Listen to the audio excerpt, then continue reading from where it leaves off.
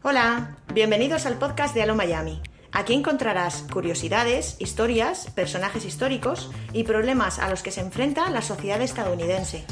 Desmitifico el sueño americano y la vida en este país sin estado del bienestar, pero qué bien se venden. ¡Empezamos!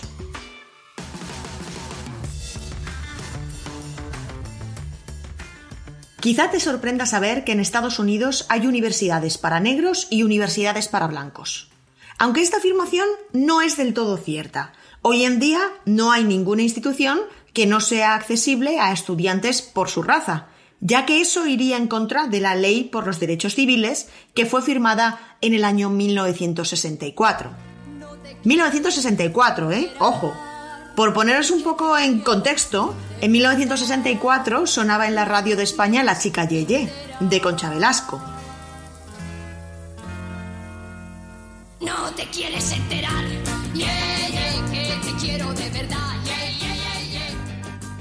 Es decir, 1964 es antes de ayer, como quien dice, y hasta esa fecha no había ley que prohibiera la discriminación por color de la piel, religión o sexo.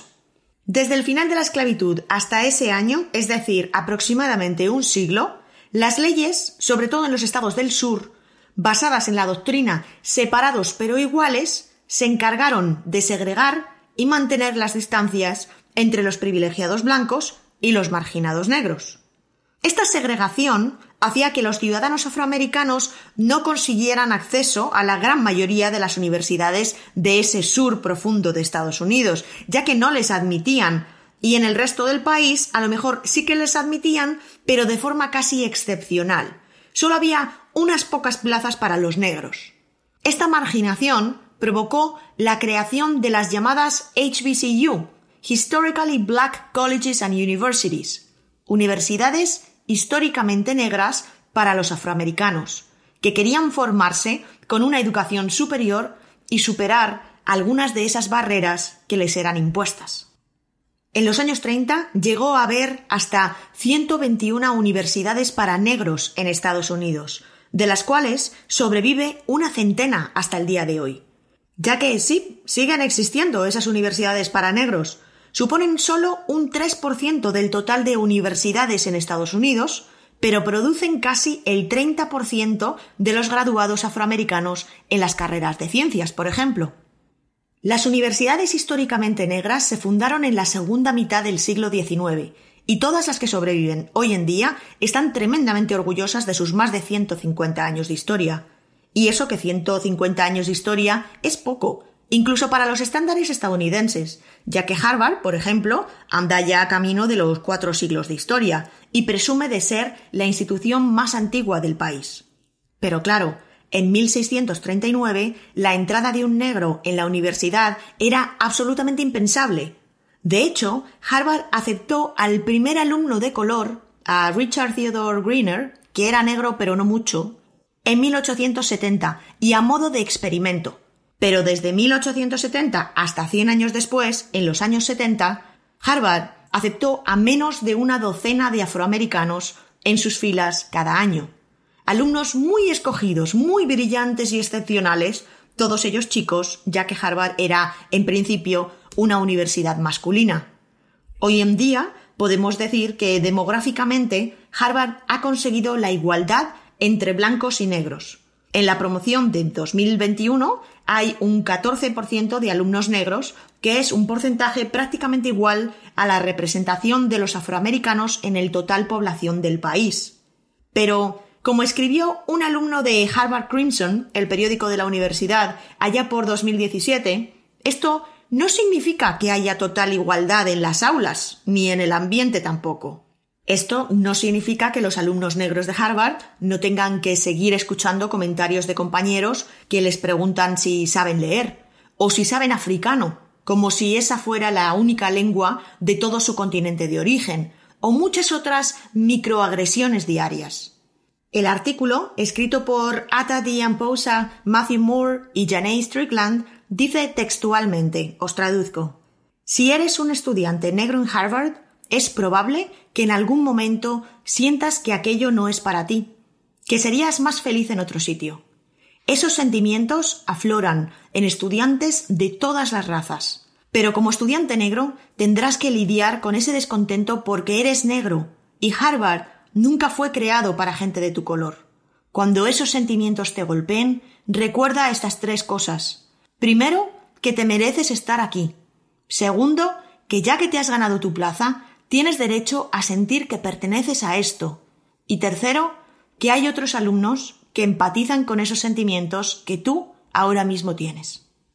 El leer este artículo y ver quiénes eran los autores, Ata Dian-Pousa es vicepresidente de la Asociación de Estudiantes Africanos de Harvard. Matthew Moore es presidente del Foro de Hombres Negros de Harvard.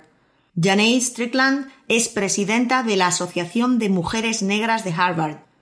Esto me ayudó a entender por qué hay afroamericanos que prefieren ir a una universidad históricamente negra a una universidad históricamente blanca.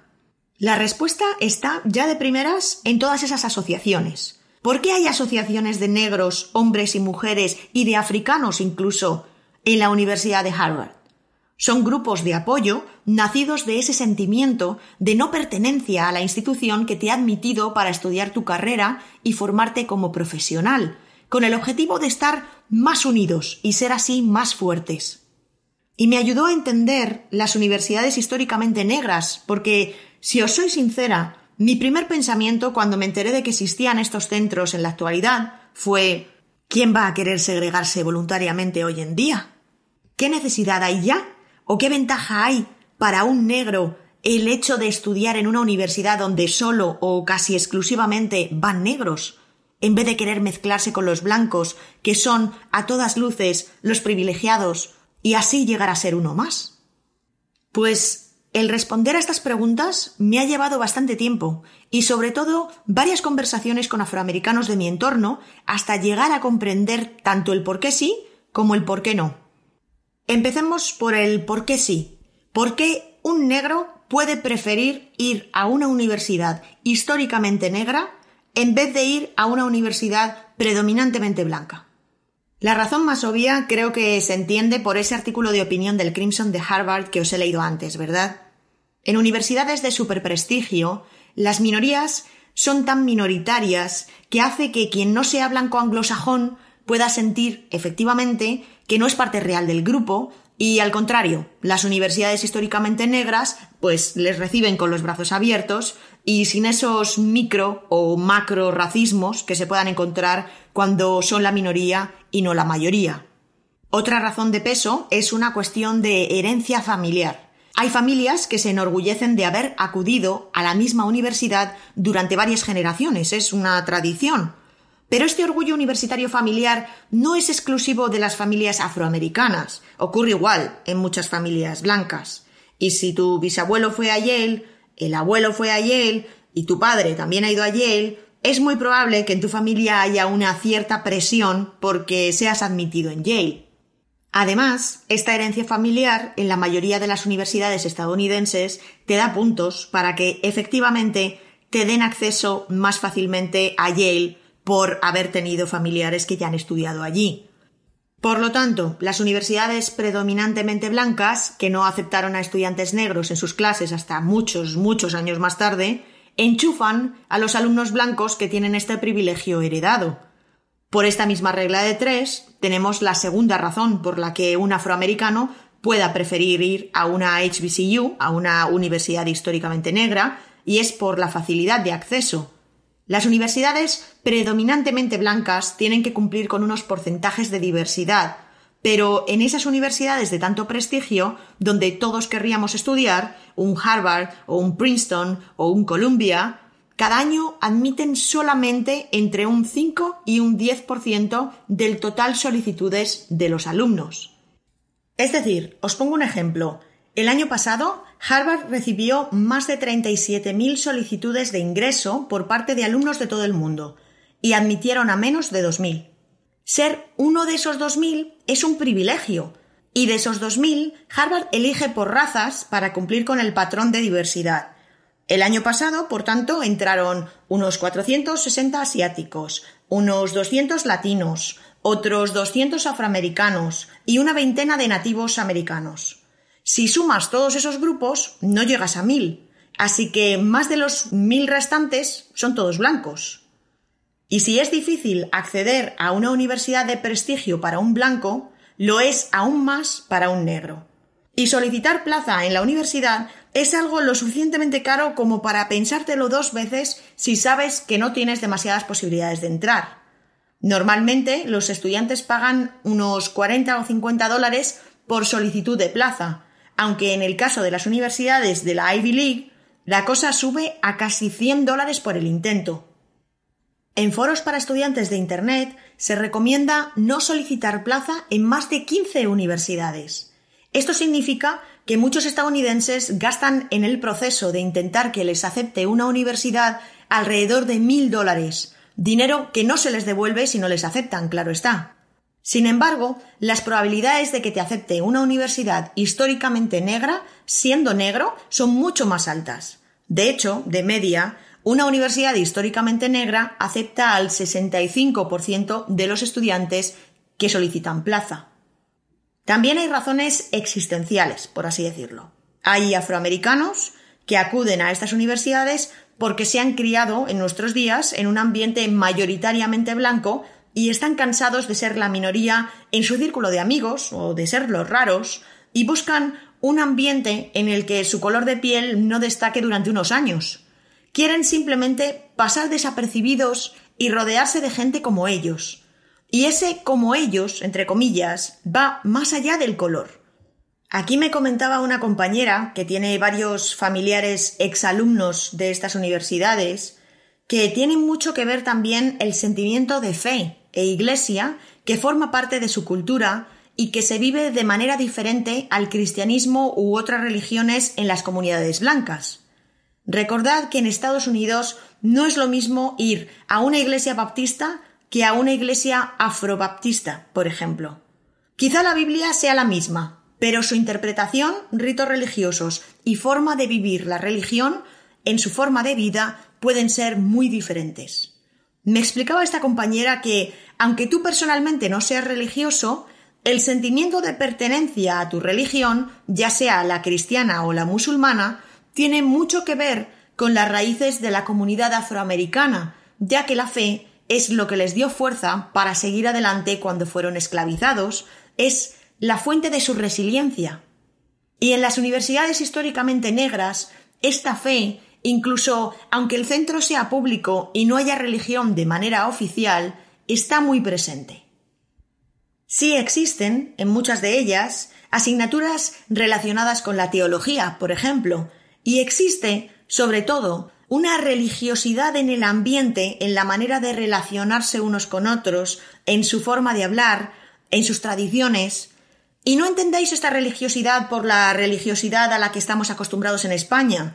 Puede ser tan chocante para nosotros como que en una hermandad de estas universidades se diga una oración antes de, qué sé yo, comenzar un concurso de breakdance, por ejemplo. Mi compañera me decía, literalmente, habrás visto que todos los raperos lo primero que hacen en las entrevistas cuando ganan un premio es dar gracias a Dios. Y luego en sus canciones no sueltan más que blasfemias. A eso me refiero. Dios está en el corazón de nuestra cultura y aunque no todo el mundo es creyente, es importante para todos porque todos tenemos a alguien que sí lo es dentro de nuestra familia y traspasa esa tradición. Me dijo, sé que es difícil de explicar, pero las universidades históricamente negras de alguna manera llevan esa cultura consigo también. Me pareció un aporte importante que creo que contribuye a ese sentimiento de estar en casa, entre comillas, que pueda sentir una persona negra que atiende a una universidad donde prácticamente todos tus compañeros comparten contigo una misma cultura, costumbres y demás. Vale, entonces nos queda claro que las universidades históricamente negras son, en muchos sentidos, un refugio para los afroamericanos. Pero ahora que ya sabéis que, además, llevan consigo esta tradición religiosa, mirad este caso que curioso. Es la Universidad Spelman, que es históricamente negra, privada y solo para chicas, y desempeña un papel muy importante en la comunidad no solamente negra, sino también LGBTQ. Porque desde hace años se ha posicionado como el espacio seguro para la comunidad afroamericana y lesbiana, que sufren una doble marginación en muchos casos y también el estigma por parte de los más religiosos. Y como os digo, la comunidad afroamericana es en general muy religiosa. Y estas chicas negras probablemente también vivan su religión como bagaje cultural en mayor o menor medida, aunque reciban el rechazo de otros afroamericanos y blancos que son conservadores. En esta universidad te asignan a una hermana según entras y esta es la que te muestra el funcionamiento del centro, te ayuda en todo lo que necesites en el campus y es tu primera amiga. Además, desde el año 2018, esta universidad solo para chicas también admite a chicas trans. Realmente, y tal y como está de salvaje el mundo ahí fuera, yo entendería totalmente que si eres una chica trans, y más aún, si eres una chica trans negra, considerases esta opción antes que otras. Y, por desgracia, sabiendo el problema que tienen en Estados Unidos con el alto índice de violaciones en el campus universitario, también si eres una chica lesbiana o heterosexual, también entendería que esta sea una opción valorable en muchas familias, la verdad.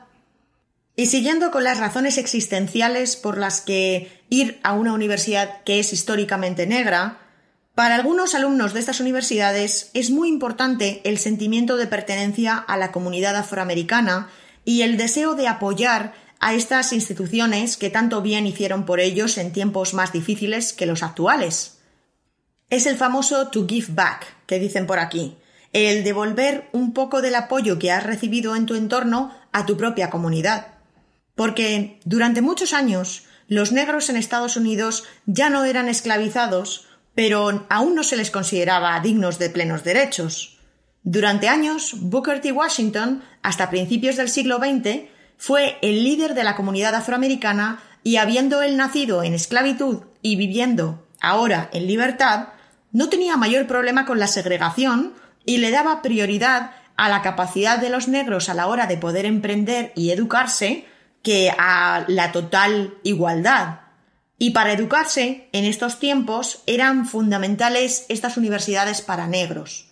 Y así empezaron a proliferar abogados, médicos, dentistas, arquitectos negros, aunque después solo pudieran ejercer su profesión para clientes negros y no para el mercado total.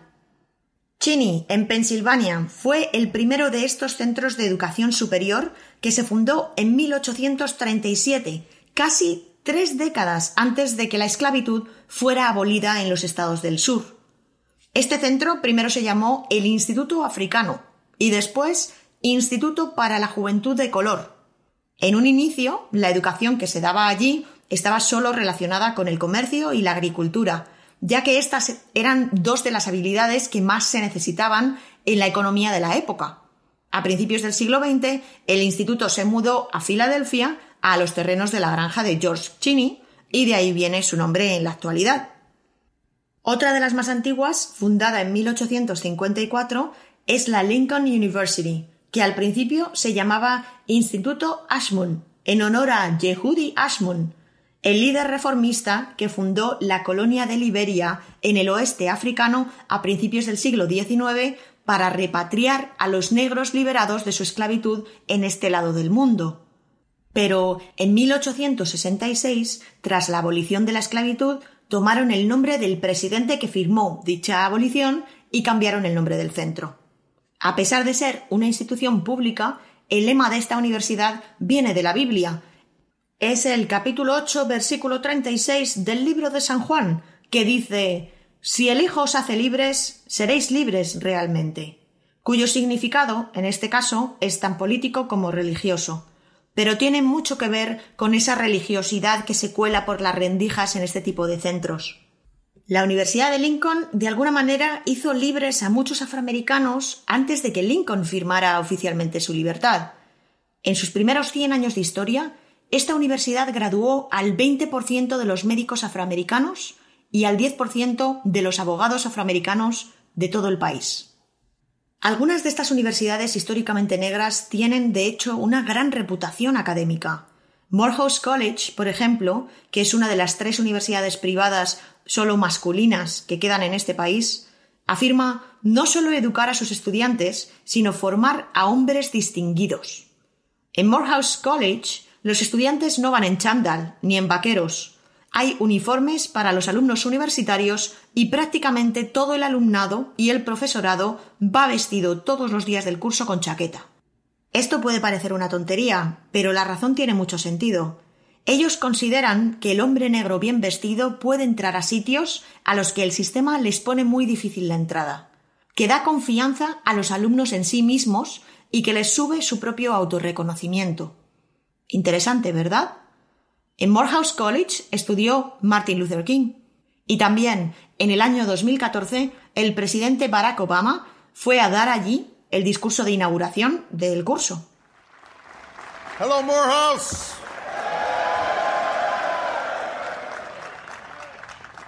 Well, thank you, everybody. Please be seated. I love you back. That is why I'm here. Cuando Obama fue presidente, trabajaron en la Casa Blanca un total de 12 personas que habían estudiado sus carreras en una universidad históricamente negra y 4 de esas personas habían estudiado ahí, en Morehouse. Que no es nada barato estudiar en Morehouse, ¿eh? El coste de la matrícula, si vives en el campus, sale aproximadamente por unos $50,000 anuales. Para daros una guía, un año universitario en las mismas condiciones en una universidad privada de máximo prestigio de la Ivy League, tipo Yale o Harvard, sale por unos $75,000 por año, mientras que la matrícula anual en una universidad pública puede ser, por ejemplo, la de Florida, cuesta entre $22,000 anuales si eres residente del estado o el doble, unos $45,000 anuales si no eres de Florida y vienes de fuera. Es decir, las universidades históricamente negras no tienen por qué ser baratas o más baratas que las predominantemente blancas. Existen las privadas, que son más caras, y las públicas, que también son caras, pero menos, porque tienen subvenciones públicas. Trump intentó eliminar las partidas de presupuesto a estos centros, a los históricamente negros, durante su presidencia, y estas subvenciones siempre están ligadas a la diversidad, sorprendentemente. Porque claro, estamos hablando de estas universidades históricamente negras como alternativa a las predominantemente blancas para los estudiantes afroamericanos. Pero ¿qué pasa con los estudiantes blancos en estos centros? ¿Pueden ir? Y sobre todo, ¿quieren ellos ir? Y si es que sí, ¿por qué? Todas las universidades, incluyendo las universidades históricamente negras, admiten a personas de todos los colores en su alumnado. Al inicio de la desegregación, de hecho, se obligó a estos centros, al igual que se obligaba a las universidades blancas la admisión de cierto porcentaje de alumnos negros, a que un porcentaje de su alumnado fuera blanco. Para el año 1980, por ejemplo, solo el 20% de la población negra elegía una HBCU, porque preferían irse a las universidades predominantemente blancas y aprovechar estas puertas que se les habían abierto. Pero la diversidad es obligada para todos.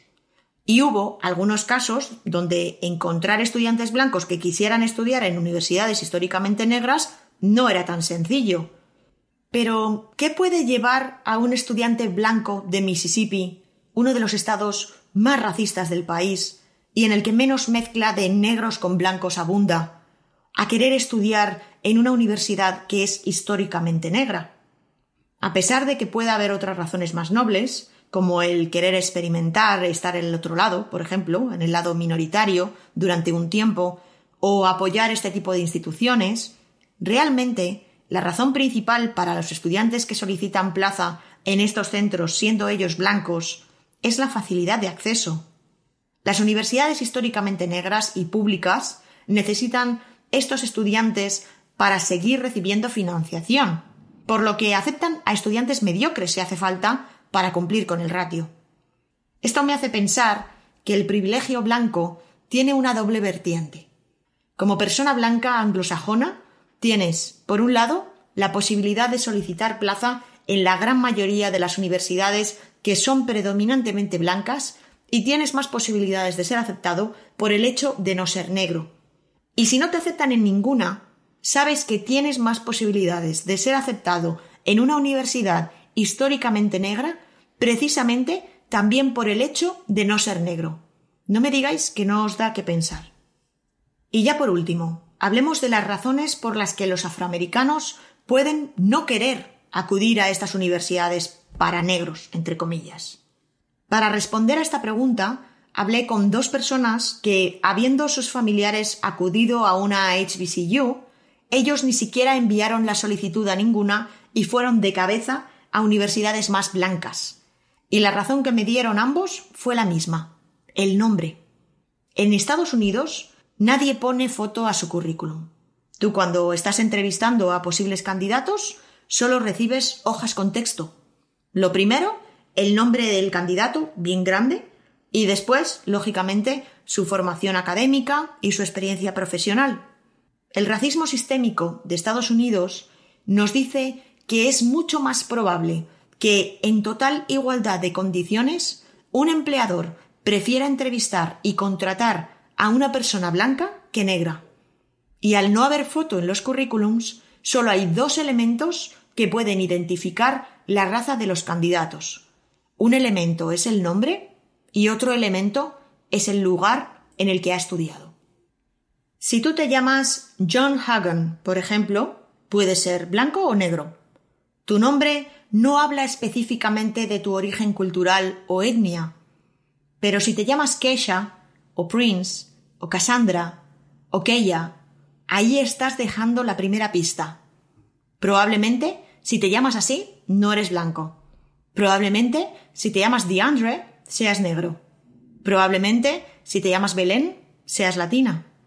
Probablemente, si te llamas Katie, seas blanca. ¿Y a quién creéis que van a llamar primero? Pues lo mismo con la universidad. Si pones que has ido a la Universidad de Indiana, no estás dando muchas pistas. Pero si tu currículum pone que has ido a Howard, todo el mundo sabe que eso es una universidad históricamente negra. Y he dicho Howard, Ojo, no he dicho Hogwarts, porque si pones que has ido a Hogwarts, entonces das por hecho que eres mago.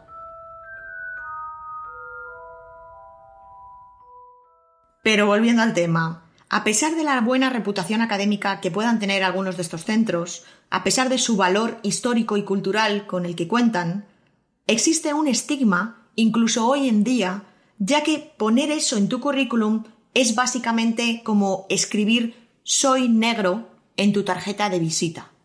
Y de hecho, incluso las personas que acuden a una HBCU intentan complementar su educación con una universidad que no lo sea. Es decir, recordad que aquí primero se hace el Bachelor's Degree, que son los primeros 4 años de college, y luego mucha gente sigue estudiando y hace su máster o educación superior para carreras que lo requieren, como puede ser Derecho o Medicina.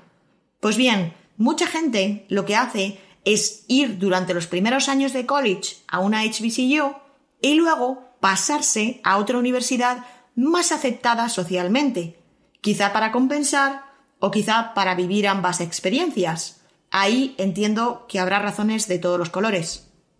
Me encantaría decir que muchas grandes figuras de la historia estadounidense más reciente acudieron a este tipo de universidades y aún así triunfaron. Pero por desgracia, en los listados de famosos graduados en universidades históricamente negras hay principalmente cantantes, actores, personajes relacionados con el mundo del espectáculo, básicamente. Oprah Winfrey, Samuel L. Jackson y Spike Lee son posiblemente las figuras más universales. Pero de las HBCUs no ha salido ninguno de los genios triunfadores de Silicon Valley, por ejemplo, o ningún presidente del gobierno de Estados Unidos. Ese tipo de éxito está restringido a los alumnos de las universidades de élite más blancas. Por eso es tan importante que ahora Kamala Harris haya llegado a la vicepresidencia. Ella es la primera persona que ha llegado tan alto habiendo pasado por una HBCU. Ella fue primero a la Universidad de Howard, que os decía, a estudiar Ciencias Políticas y Económicas, y después fue a la Universidad de Derecho de California, que esa ya no es históricamente negra, como veis, complementó. Ahora estas universidades históricamente negras tienen puestas sus esperanzas en ella para que aumenten las ayudas de financiación a este tipo de centros. Pero como veis, este es un tema complejo, o por lo menos para mí, es más complejo de lo que parece y le he dado muchas vueltas. La conclusión que yo saco es que en el mundo en el que vivimos, las universidades históricamente negras no solo son un legado o una pieza de museo por haber sido instituciones muy relevantes en la historia reciente y no tan reciente de este país. Es que estas universidades siguen siendo realmente necesarias para muchas personas que, de no ser por ellas, quizá no podrían optar a una formación superior. Por otro lado, no dejan de ser un reflejo del racismo sistémico que se viene arrastrando y que, honestamente, a estas alturas de la película no debería existir. Pero así estamos. También me ha dado que pensar el hecho de no conocer directamente a nadie de mi entorno durante los últimos casi 8 años que llevo viviendo en este país que haya ido a este tipo de universidades.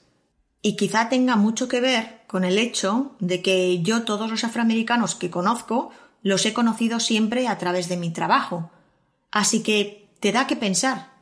Quizá los haya conocido como compañeros de trabajo en distintas empresas precisamente por este motivo. Puede ser que sea cierto que ellos hayan llegado a trabajar conmigo pasando esas entrevistas gracias a que no han puesto en su currículum que han estudiado en una universidad históricamente negra. No lo sé, la verdad. Os dejo con esa reflexión y, como siempre, os agradezco que me hayáis escuchado. Ya sabéis que si queréis apoyar la creación de este podcast, podéis invitarme a un café en mi página de coffee.com, o aún mejor, si queréis saber más sobre más temas de Estados Unidos, os invito a apuntaros a nuestra página de Patreon, donde Yankee Marido nos explica un montón de cosas que solo él puede darles explicación.